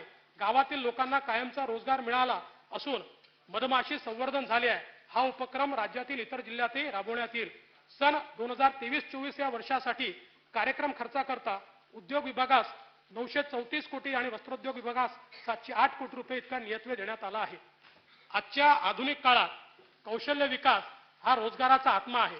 जगद्गुरू तुकाराम महाराज म्हणतात, असाध्य ते साध्य करिता सायास, कारण अभ्यास तुका म्हणे. डिसेंबर 2022 अखेर 317 रोजगार मेळाव्यातून 29,870 उमेदवारांची निवड झाली. राजभवन येथे आयोजित कार्यक्रमात 1,25,000 उमेदवारांना रोजगार देण्यासाठी उद्योजकांशी सामंजस्य करार करण्यात आले. प्रधानमंत्री कौशल्य विकास योजनेत 8.85 लाखाहून अधिक तरुणांनी प्रशिक्षण पूर्ण केले. 2.81 लाखाहून अधिक शेतकऱ्यांना गटशेती व व्यावसायिकांच्या नोकरीसाठी प्रशिक्षित प्रमाणित केले आणि यातूनच 300 शेतकरी उत्पादक गटांची स्थापना करण्यात आली. गावाकडून शहरांकडे होणारे स्थलांतर थांबावे व स्थानिक पातळीवर रोजगार व स्वयंरोजगाराकरता प्रायोगिक तत्वावर 500 ग्रामपंचायतीमध्ये कौशल्य विकास कार्यक्रम सुरू करण्यात येईल. लहान मुलांमध्ये कौशल्य शिक्षणाची आवड निर्माण व्हावी म्हणून महानगरपालिका आणि जिल्हा परिषद शाळांमध्ये कौशल्य प्रशिक्षण वर्ग सुरू करण्यात येतील. शैक्षणिक वर्ष 2023-24 पासून मुंबईतील 200 शाळांमध्ये या प्रशिक्षणाची सुरुवात करण्यात येईल. कौशल्य वर्धनाद्वारे युवकांना रोजगारक्षम बनवण्याकरता पुढील 3 वर्षात 2,307 कोटी रुपयाची अतिरिक्त गुंतवणूक करून राज्यातील 500 औद्योगिक प्रशिक्षण संस्थांची दर्जावाढ करण्यात येईल. तसेच 75 औद्योगिक प्रशिक्षण संस्थांचे आधुनिकीकरण करण्याकरता 610 कोटी रुपयाचा प्रकल्प हा राबवण्यात येईल. 1 नोव्हेंबर 2022 रोजी महाराष्ट्र राज्य कौशल्य विद्यापीठाचे उद्घाटन करण्यात आले. विद्यापीठात BBA in retail management, MBA in innovation and new venture, cyber सुरक्षा यासारखे शैक्षणिक कार्यक्रम सुरू आहेत. सन 2023-24 या वर्षाकरता कार्यक्रम खर्चाकरता कौशल्य रोजगार उद्योजकता व नाविन्यता विकास विभागात 738 कोटी रुपये नियतव्यय प्रस्तावित आहे. शालेय शिक्षण, उच्च शिक्षण, तंत्र शिक्षण, आदिवासी विकास विभाग, सामाजिक न्याय विभाग, दिव्यांग कल्याण विभाग, महिला व बाल विकास विभाग तसेच इतर मागास व बहुजन कल्याण विभागाच्या माध्यमातून अंगणवाडी ते उच्च शिक्षणासाठी 1,0866 कोटी रुपये गुंतवणूक करण्यात आली आहे. शिक्षणाचे महत्त्व लक्षात घेऊन या गुंतवणुकीत वाढ करून 2023-24 मध्ये 1,11,285 कोटी रुपये एवढा नियतव्यय प्रस्तावित केला आहे. म्हणजे सगळे मिळून शिक्षणावर आपण काय खर्च करतो हे याच्यातून आपल्या लक्षात येईल. पगार तर मुख्य आहे त्याच्यात. भारतीय स्वातंत्र्याच्या अमृत महोत्सवी वर्षाचे औचित्य साधून शासनाच्या नियंत्रणाखालील आस्थापनांमध्ये रिक्त असलेली 75,000 पदे भरण्याची मोहीम आमच्या शासनाने हाती घेतली आहे. शिष्यवृत्तीच्या रकमेत 5वी ते 7वी करता 1,000 रुपयावरनं 5,000 रुपये आणि 8वी ते 10वी करता 1,500 रुपयावरनं 7,500 रुपये प्रतिवर्ष प्रति विद्यार्थी वाढ करण्यात येत आहे. राज्यामध्ये स्थानिक स्वराज्य संस्थांच्या शाळांमध्ये शिक्षण घेणाऱ्या इयत्ता 8वी पर्यंतच्या सर्व प्रवर्गाच्या विद्यार्थ्यांना शासनाकडून गणवेश वितरण करण्यात येईल. प्राथमिक व उच्च प्राथमिक शिक्षण सेवकांना 6,000 रुपयावरनं 16,000 रुपये, माध्यमिक शिक्षण सेवकांना 8,000 रुपयावरनं 18,000 रुपये आणि उच्च माध्यमिक शिक्षण सेवकांना 9,000 रुपयावरनं 20,000 रुपये मानधन वाढ देण्याचा निर्णय झाला आहे. राज्य शासनाकडून खासगी अनुदानित शाळांना टप्प्याटप्प्याने अनुदानांवर आणण्याची प्रक्रिया सुरू आहे. यावर्षी अंशतः अनुदानित शाळांना अनुदान देण्यासाठी 1,160 कोटी रुपयाची तरतूद करण्यात आली आहे. राष्ट्रीय शैक्षणिक धोरण 2020 नुसार पीएम श्री शाळा या योजनेचा आरंभ करण्यात आला आहे. 816 शाळांना पीएम श्री शाळा म्हणून विकसित करण्यासाठी पुढील 5 वर्षात 1,534 कोटी रुपये एवढा निधी उपलब्ध करून देण्यात येईल. सन 23-24 या वर्षाकरता शालेय शिक्षण विभागास 2,707 कोटी रुपये इतका नियतव्यय उपलब्ध करून देण्यात आलेला आहे. उद्योगांना आवश्यक व तंत्र शिक्षक मनुष्यबळाची निर्मिती, उद्योगांशी प्रभावी समन्वय आणि नवीन संशोधन यातून रोजगार निर्मितीसाठी 10 उत्कृष्टता केंद्रे स्थापन करण्याचे प्रस्तावित आहे. राज्यात नामांकित शिक्षण संस्थांना विशेष अनुदान देण्यासाठी सन 23-24 या आर्थिक वर्षात 500 कोटी रुपये उपलब्ध करून देण्यात येतील. या संस्था पुढील प्रमाणे आहेत. महाराष्ट्र राज्य विधी विद्यापीठ नागपूर, डेक्कन कॉलेज पदव्युत्तर व संशोधन संस्था पुणे, राष्ट्रसंत तुकडोजी महाराज विद्यापीठ नागपूर, शासकीय Vidarbha Dnyan Vidnyan Sanstha Amravati, college of engineering Pune, Gondwana Vidyapeeth Gadchiroli, पुण्यश्लोक अहिल्या देवी होळकर विद्यापीठ सोलापूर, डॉक्टर होमी बाबा राज्य विद्यापीठ आणि मुंबई विद्यापीठ याशिवाय Lakshmi Narayan institute of technology Nagpur या संस्थेस अभिमत विद्यापीठाचा दर्जा देऊन विशेष अनुदान देण्यात येईल. सन 2023-24 या वर्षाकरता कार्यक्रम खर्चाकरता उच्च व तंत्र शिक्षण विभागास 1,920 कोटी रुपयाचा नियतव्यय उपलब्ध करून देण्यात आला आहे. राज्यामध्ये 14 शासकीय वैद्यकीय महाविद्यालयांची बांधकामे करण्यात येणार असून यात सातारा, अलिबाग, सिंधुदुर्ग, धाराशिव, परभणी, अमरावती, भंडारा, जळगाव, रत्नागिरी, गडचिरोली, वर्धा, बुलढाणा, पालघर आणि ठाणे जिल्ह्यातील अंबरनाथ या 14ही वैद्यकीय महाविद्यालयांचं काम यावर्षी सुरू करण्याचा प्रयत्न करण्यात येणार आहे.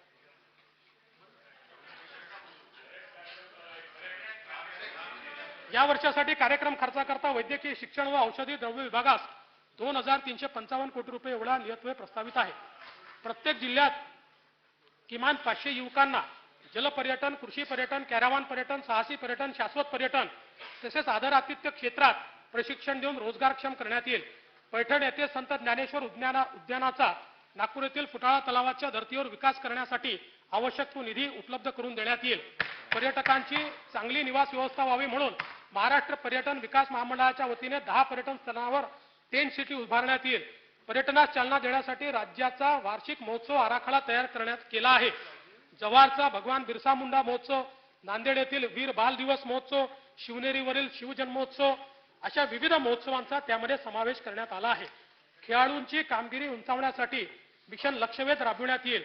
बालेवाडी पुणे येथे स्पोर्ट्स सायन्स सेंटर विकसित करण्यात येईल. पुण्यात क्रीडा विद्यापीठ कार्यान्वित झाले. आता छत्रपती संभाजीनगर जिल्ह्यातील वाळुंज येथे 50 कोटी रुपये देऊन नवीन क्रीडा विद्यापीठ स्थापन करण्यात येईल. हनुमान व्यायाम प्रसारक मंडळ अमरावती या क्रीडा क्षेत्रातील नामांकित संस्थेस अभिमत क्रीडा विद्यापीठाचा दर्जा देऊन अनुदान देण्यात येईल. विभागीय क्रीडा संकुल नागपूर येथील कामांकरता 100 कोटी रुपये निधी उपलब्ध करून देण्यात येईल. सन 23-24 या वर्षाकरता कार्यक्रम खर्चाकरता क्रीडा विभागास 491 कोटी व पर्यटन विभागास 1,805 कोटी रुपये एवढा नियतव्यय प्रस्तावित आहे. चतुर्थ अमृत रोजगार निर्मिती सक्षम कुशल रोजगारक्षम युवा यासाठी कार्यक्रम खर्चाकरता 11,658 कोटी रुपयाची तरतूद उपलब्ध करून देण्यात येत आहे. यानंतर मी पंचामृतापैकी पंचम अमृताकडे वळतो. पंचम अमृत पंचामृत असं आहे, मला सावधानतेने बोलावं लागतं कारण अमृताकडे वळतो म्हटल्यावर तुम्ही काहीतरी भलताच अर्थ काढायचा.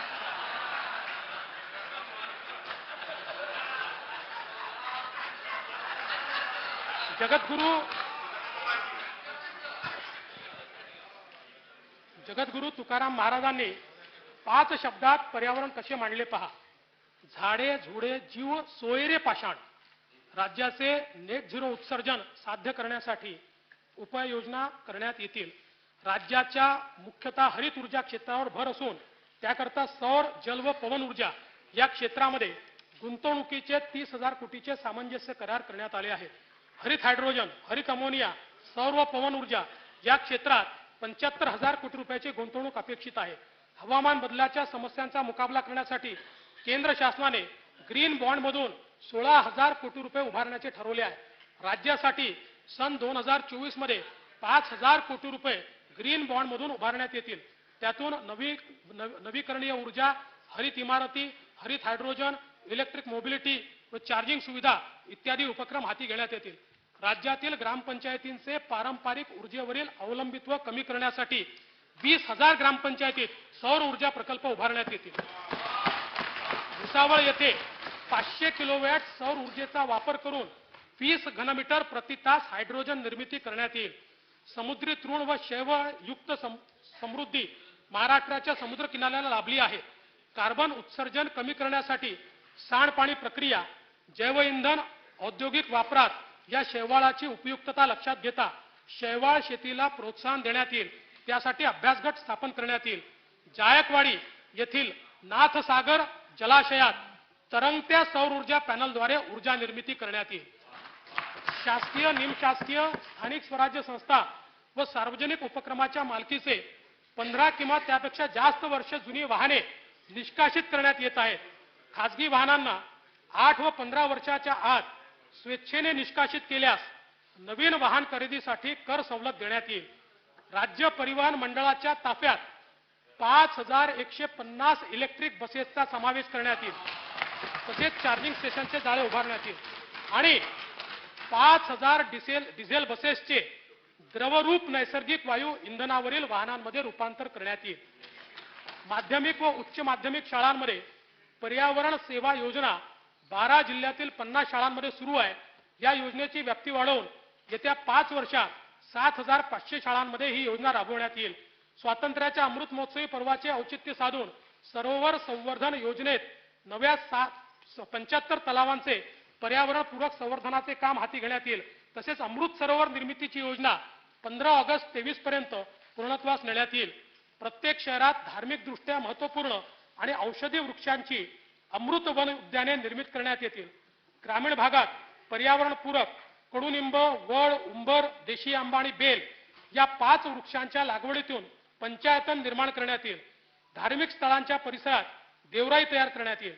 औषधी, शोभिवंत व व्यावसायिकदृष्ट्या महत्त्वाच्या वृक्ष प्रजातींची प्रमाणित रोपांच्या निर्मितीसाठी 50 हायटेक रोपवाटिकांची स्थापना करण्यात येईल. हिंदू हृदय सम्राट बाळासाहेब ठाकरे गोरेवाडा प्राणी संग्रहालयात आफ्रिकन सफारी व पक्षी उद्यान येत्या वर्षी सुरू करण्यात येईल. शिवनेरी तालुका जुन्नर जिल्हा पुणे येथे बिबट सफारी सुरू करण्यात येईल. सन 2023-24 या वर्षासाठी कार्यक्रम खर्चाकरता वन विभागास 2,294 कोटी, पर्यावरण व वातावरणीय बदल विभागास 224 कोटी आणि ऊर्जा विभागास 10,919 कोटी रुपये इतका नियतव्य प्रस्तावित आहे. पंचम अमृत पर्यावरण पूरक विकास याकरता एकूण 13,437 कोटी रुपयांची तरतूद करण्यात आली आहे. गुन्ह्याचा शास्त्रीय तपास आणि अपराध सिद्धतेत वाढीसाठी न्याय सहाय्यक वैज्ञानिक प्रयोगशाळा संचालनालयास बळकट करण्यात येईल. न्याय वैद्यक विज्ञान महाविद्यालयाची स्थापना करण्यात येईल. राज्यात 45 ठिकाणी अत्याधुनिक न्याय सहाय्यक मोबाईल युनिट्स देण्यात येतील. मुंबईतील सुरक्षितता आणि गुन्हेगारीला आळा त्यासाठी सीसीटीव्हीचा टप्पा 2 हाती घेण्यात येईल. वाढत्या सायबर गुन्ह्यांना आळा घालण्यासाठी महाराष्ट्र सायबर सुरक्षा प्रकल्प कार्यान्वित करण्यात येईल. कारागृहातील वाढता ताण कमी करण्यासाठी अत्याधुनिक अशी 2 नवीन कारागृहे बांधण्यात येतील. तसेच मुंबई येथील देवनार मानखुर्द येथे 500 मुलामुलींसाठी सर्व सुविधायुक्त बाल सुधारगृह उभारण्यात येईल. सर्व भूकर मापकांना आधुनिक रोहर यंत्रणा पुरवण्यात येईल. मोजणीची प्रक्रिया संपूर्ण ऑनलाईन केली जाईल व मोजणी 90 दिवसात पूर्ण करण्यात येईल. नियोजन प्राधिकरणाकडून परवानगीच्या प्रक्रियेमध्ये बिनशेती रूपांतरण कर भरण्याची सोय असेल. स्वतंत्र अर्ज न करता बांधकाम परवानगी सोबत बिनशेतीची सनद आपोआप निर्गमित होईल. सध्या सेवा कालावधीनुसार कोतवालांना 7,500 रुपये ते 15,000 रुपये दरमहा मानधन देण्यात येते. सर्व 12,793 कोतवालांना यापुढे 15,000 रुपये मानधन देण्यात येईल. सन 23-24 या वर्षाकरता कार्यक्रम खर्चाकरता गृह विभागास 2,187 कोटी, महसूल विभागास 434 कोटी रुपये एवढा नियतव्य दिला आहे. वाशिम जिल्ह्यातील पोहरादेवी येथे संत सेवालाल महाराज यांचे स्मारक हे बंजारा समाजाचे तीर्थक्षेत्र आहे. पोहरादेवी व उमरी तीर्थक्षेत्राच्या सुमारे 500 कोटी रुपये रकमेच्या विकास आराखड्यातील कामे पुरेसा निधी उपलब्ध करून पूर्ण करण्यात येतील. सह्याद्री पर्वतात स्थित, हे आपल्याकरता महत्वाचं आहे, सगळ्यांना संदेश आहे. सह्याद्री पर्वतात स्थित थेट शिवशंकराशी संबंधित असलेल्या भीमा नदीच्या तीरी अत्यंत प्राचीन आणि जागृत असलेल्या तसेच शिवपुराणात वर्णिलेल्या पुणे जिल्ह्यातील भीमाशंकर ज्योतिर्लिंगासह त्र्यंबकेश्वर जिल्हा नाशिक, कृष्णेश्वर जिल्हा छत्रपती संभाजीनगर, औंढ्या नागनाथ जिल्हा हिंगोली, वैजनाथ जिल्हा बीड या महाराष्ट्रातील 5ही ज्योतिर्लिंग तीर्थक्षेत्र परिसर विकासाची कामे हाती घेण्यात येतील. राज्यातील प्राचीन मंदिराच्या जतन संवर्धनाची कामे हाती घेण्यात येतील. यासाठी 300 कोटी रुपये तरतूद प्रस्तावित केली आहे.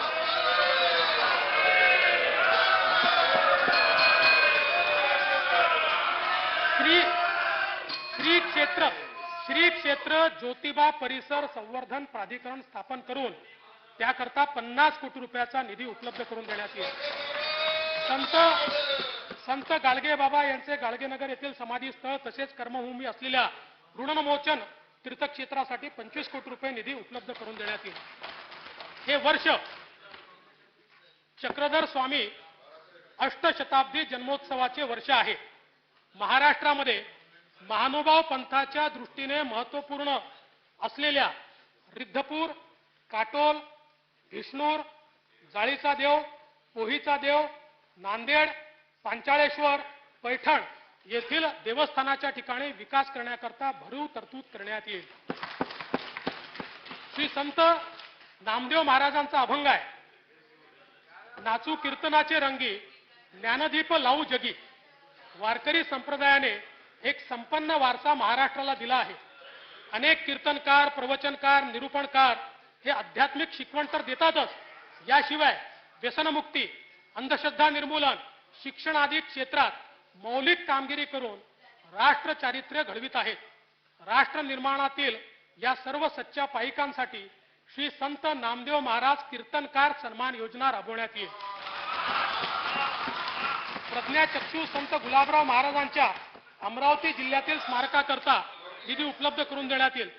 राष्ट्रसंत तुकडोजी महाराजांच्या प्रेरणेने 1942च्या स्वातंत्र्य लढ्यात बलिदान दिलेल्या स्वातंत्र्य सैनिकांची स्मृती भावी पिढीला सदैव प्रेरणा देत राहावी, याकरता आष्टी जिल्हा वर्धा येथे भव्य व साजेश स्मृतीस्थळ उभारण्यात येईल. महात्मा गांधींनी मिठाचा सत्याग्रह सुरू केल्यानंतर त्याला प्रतिसाद म्हणून विदर्भात जंगल सत्याग्रह करण्यात आला होता. महाराष्ट्रातील 3 ठिकाणी जंगल सत्याग्रहाची स्मारके उभारण्यात येतील. संत ज्ञानेश्वर माऊली व संत तुकोबाराय यांच्या पालखीसोबत संत सोपानदेव, संत निवृत्तीनाथ, संत मुक्ताई यांचे निर्मलवारी करता 20 कोटी रुपये निधी उपलब्ध करून देण्यात येत आहे. बीड जिल्ह्यातील गहिनीनाथ गडाच्या संवर्धन व विकासासाठी 25 कोटी रुपये निधीची तरतूद करण्यात येईल. छत्रपती संभाजी नगर जिल्ह्यातील म्हैसमाळ, वेरूळ, खुलताबाद, चुलीभंजन विकास आराखड्यात आवश्यक निधी उपलब्ध करून देण्यात येईल. त्याला मागे दिलाय, तो थोडा रोखला होता, तो तुम्ही रोखला होता, म्हणजे आम्ही देऊ पुरा.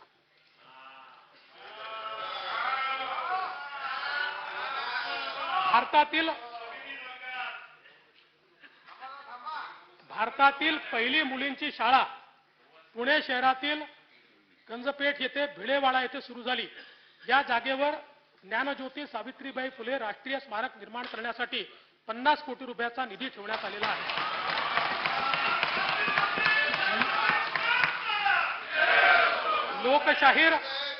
लोकशाहीर अण्णाभाऊ साठे यांचे जन्मस्थळ वाटेगाव, तालुका वाळवा, जिल्हा सांगली येथे स्मारकासाठी 25 कोटी रुपये निधी देण्यात येईल. स्वर्गीय रासू गवई यांच्या अमरावती येथील स्मारकाकरता 25 कोटी रुपये निधी देण्यात येईल. महाराष्ट्रातील ख्यातकीर्त विचारवंत, साक्षेपी समीक्षक कैलासवासी नरहर कुरंदकर यांच्या नांदेड येथील स्मारकास आवश्यक निधी देण्यात येईल. कोकरूड तालुका शिराळा, जिल्हा सांगली येथे स्वर्गीय शिवाजीराव देशमुख यांचे स्मारक उभारण्यासाठी 20 कोटी रुपयाचा निधी देण्यात येईल. संत जगनाडे महाराजांचा जीवनाचा परिचय नवीन पिढीला व्हावा म्हणून नागपूर येथे श्री संत जगनाडे महाराज आर्ट गॅलरी उभारण्यासाठी 6 कोटी रुपये निधी देण्यात येईल. तसेच सुदुंबरे, तालुका मावळ, जिल्हा पुणे येथे त्यांच्या समाधी स्थळाच्या विकासासाठी 25 कोटी रुपये निधी देण्यात येईल. श्री क्षेत्र रिद्धपूर, जिल्हा अमरावती ही महानुभाव पंथाचीच नव्हे तर मराठी वाङ्मयाची सुद्धा काशी आहे. या भूमीमध्ये मराठीतील पहिला हस्तलिखित आद्य ग्रंथ लीळाचरित्र चक्रधर स्वामींनी लिहिला. रिद्धपूर, जिल्हा अमरावती येथे मराठी भाषा विद्यापीठ स्थापन करण्यात येईल. विश्वकोश कार्यालयासाठी वाई, जिल्हा सातारा येथे आणि मराठी भाषा भवन उपकेंद्र ऐरोली येथे इमारतीचे बांधकाम करण्यात येईल. मराठी भाषेचा प्रचार प्रसार करण्यासाठी मराठी भाषा युवक मंडळे स्थापन करण्यात येतील. सांगली येथे नवीन नाट्यगृहाच्या बांधकामासाठी 25 कोटी रुपये निधी उपलब्ध करून देण्यात येईल. राज्यातील सर्व नाट्यगृहाच्या देखभाल दुरुस्तीसाठी 50 कोटी रुपये राखून ठेवण्यात आले आहेत.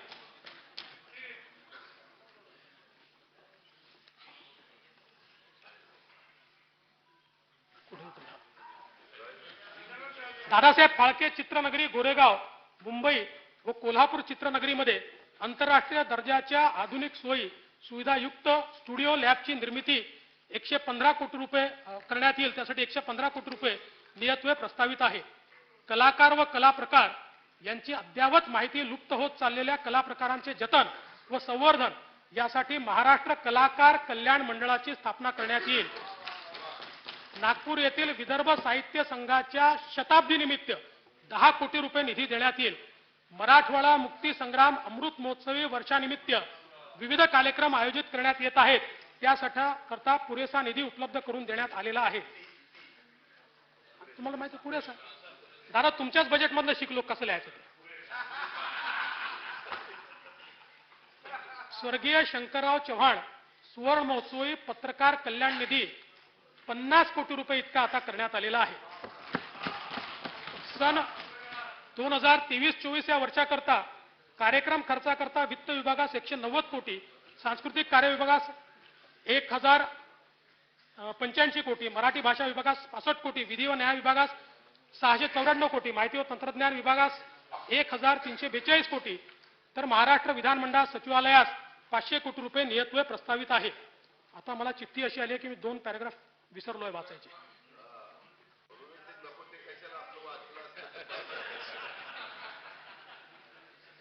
नाही त्यांना वाटलं मी वाचलंय ते सगळं वाचलं करणार ना.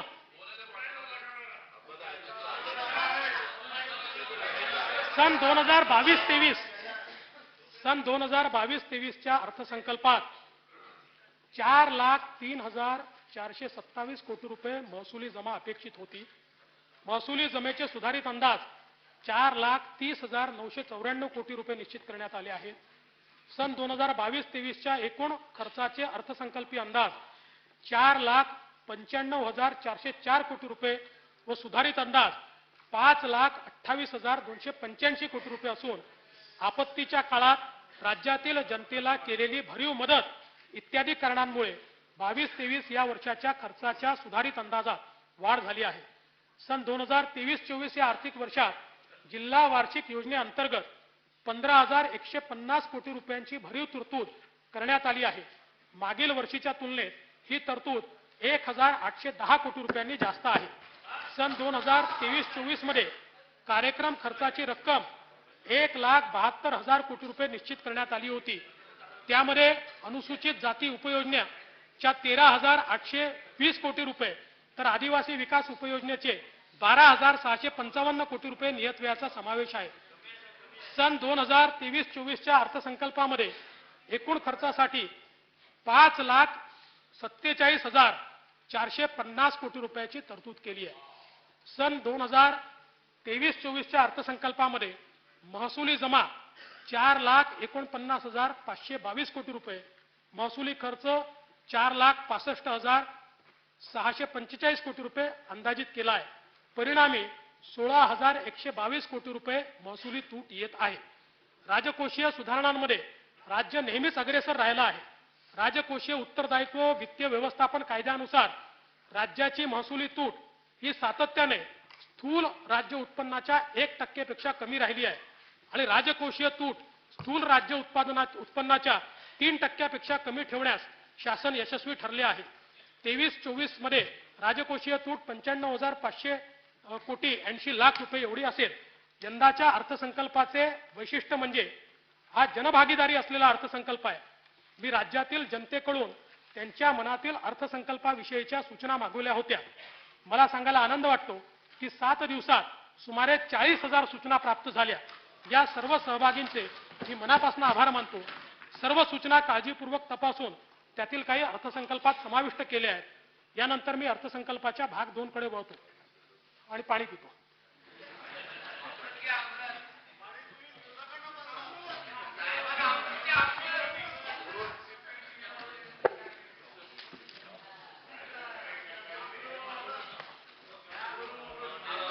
आता मी अर्थसंकल्पाचा भाग 2 सभागृहासमोर सादर करीत आहे. सन 2022-23 या आर्थिक वर्षासाठी राज्याचा स्वतःचा कर महसुलाचा सुधारित अंदाज रुपये 2,75,786 कोटी रुपये इतका आहे. यामध्ये वस्तू व सेवा कर, मूल्यवर्धित कर, मुद्रांक शुल्क व नोंदणी फी, राज्य उत्पादन शुल्क या करांचा वाटा 2,43,411 कोटी रुपये आहे. सन 2023-24 या आर्थिक वर्षासाठी राज्याच्या स्वतःच्या कर महसुलाचे अर्थसंकल्पीय उद्दिष्ट रुपये 2,98,181 कोटी एवढे निश्चित करण्यात आले आहे. राज्य शासनातर्फे प्रस्तावित असलेल्या विविध आर्थिक उपयोजनांमुळे हे उद्दिष्ट पूर्ण होईल याची मला खात्री आहे. महिला सक्षमीकरण, करदात्यांना सवलती आणि शासनाच्या महसुलात वृद्धी होऊनच अर्थव्यवस्थेला चालना देण्यासाठी मी पुढील प्रस्ताव सादर करीत आहे. नोकरी करणाऱ्या महिलांना सध्या मासिक 10,000 रुपयापेक्षा अधिक वेतन असल्यास व्यवसाय कर भरावा लागतो. महिलांची क्रयशक्ती वाढविण्यासाठी ही मर्यादा 10,000 वरून 25,000 रुपये प्रस्तावित करण्यात येते आहे. त्यामुळे मासिक 25,000 रुपयेपर्यंत वेतन असलेल्या महिलांना कोणताही व्यवसाय कर भरावा लागणार नाही. व्यवसाय कर अधिनियमांमध्ये दिव्यांग व्यक्तीची व्याख्या दिव्यांग व्यक्ती हक्क अधिनियम 2016 नुसार सुधारित करण्याचे प्रस्तावित आहे. या सुधारणेमुळे व्यवसाय कर सुटीसाठी प्राप्त ठरणाऱ्या दिव्यांग व्यक्तींच्या संख्येत वाढ होईल. तसेच व्यवसाय करातून सूट देण्याची प्रक्रिया सोपी होईल. हवाई वाहतुकीला प्रोत्साहन आणि आर्थिक विकासाला गती देण्याच्या उद्देशाने बृहन्मुंबई महानगरपालिका, पुणे महानगरपालिका आणि रायगड जिल्हा या भौगोलिक क्षेत्रात विमान चालन चक्की इंधनावरील म्हणजे एटीएफ वरील मूल्यवर्धित कराचा दर 25% वरून बंगलोर आणि गोव्याच्या समकक्ष म्हणजे 18% करण्याचे प्रस्तावित आहे. वस्तू व सेवा कर कायदा लागू होण्यापूर्वी राज्य कर विभागातर्फे राबविण्यात आलेल्या विविध कायद्यांच्या संदर्भात महाराष्ट्र कर, व्याज, शास्ती व विलंब शुल्क यांच्या थकबाकीची तडजोड योजना 2023 ही अभय योजना मी जाहीर करत आहे. या अभय योजनेचा कालावधी 1 मे 2023 ते 31 ऑक्टोबर 2023 असेल. म्हणजे जीएसटी लागायच्या आधीची थकबाकीची योजना आहे, जी तुम्ही केली होती तशीच आहे. दिनांक 1 मे 2000 वैधानिक आदेशानुसार कोणत्याही वर्षासाठीची व्यापाऱ्याची थकबाकी रुपये 2 लाखापर्यंत असल्यास सदर रक्कम त्या वर्षासाठी पूर्णपणे माफ करण्याचे प्रस्तावित आहे. या अभय योजनेचा लाभ लहान व्यापाऱ्यांना अंदाजे 1 लाख प्रकरणात होईल. कोणत्याही वैधानिक आदेशानुसार व्यापाऱ्याची थकबाकी रुपये 50 लाख किंवा त्यापेक्षा कमी आहे अशा प्रकरणात एकूण थकबाकीच्या 20% रक्कम भरल्यास उर्वरित 80% रकमेस माफी देण्यात येईल. लहान व मध्यम व्यापाऱ्यास याचा लाभ अंदाजे 80,000 प्रकरणात होईल. वरील प्रस्तावांना सन्माननीय सदस्यांचा पाठिंबा मिळेल असा माझा विश्वास आहे. आज तुकाराम बीज असल्याने जगद्गुरू संत तुकाराम महाराजांचा जे अभंग माझ्या भाषणात आले. तुकोबाराय म्हणायचे, स्वप्नीही दुःख कोणी न देखे डोळा. हीच त्यांची रामराज्याची कल्पना होती. ज्ञानेश्वर माऊली म्हणतात, दुरितांचे तिमिर जाहो, विश्वस्व धर्म सूर्य पाहो, जो जे वांछील तोते लाहो, प्राणी जात. या अर्थसंकल्पाचा हाच प्रासादिक संदेश आहे. तीच आमची प्रामाणिक भावना आहे. तशीच कृती राज्य सरकारकडनं होईल. जय हिंद, जय महाराष्ट्र. सन 2023-2024चा अर्थसंकल्प सभागृहासमोर सादर करण्यात आला. अर्थसंकल्पीय प्रकाशनाचे पेनड्राईव्ह असलेल्या सूटकेसेस सन्माननीय सदस्यांना देण्याची व्यवस्था वित्त विभागातर्फे विधान भवनात करिता आरक्षित असलेल्या वाहनतळाच्या मोकळ्या जागेवर उभारण्यात आलेल्या मंडपामध्ये विधान भवन मुंबई येथे करण्यात आली आहे.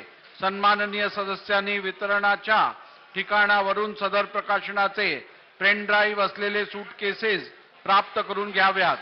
तसेच सदर अर्थसंकल्पीय प्रकाशने महाराष्ट्र विधिमंडळाच्या व शासनाच्या संकेतस्थळावरून